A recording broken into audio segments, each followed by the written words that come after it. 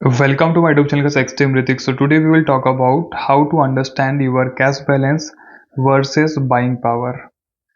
आप कैसे चेक करेंगे कि आपके पास में कितना कैपिटल है और आपके पास में कितनी बाइंग पावर है। अब यहाँ पे हम लोग क्या यूज़ करते हैं, मार्जिन का यूज़ कर लेते हैं कि भाई हमारे पास में $1000 है तो हम सोचते हैं कि हम $5000 तक का मार्जिन ले लें, ठीक है।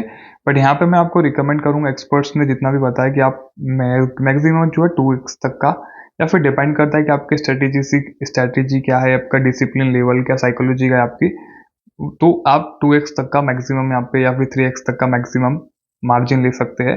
एंड अगर आपको चेक करना है कि भाई आपके पास में बैलेंस कितना है और आप कितने बाइंग पावर है आपके पास में, तो आप सिंपल प्रोफाइल में आते हैं और यहाँ से आपको देखने को मिलेगा आपका अकाउंट का इन्फॉर्मेशन कि आपके पास में बैलेंस कितना है और आप कितने का चीज़ें बाई कर सकते हैं आगे। ओके।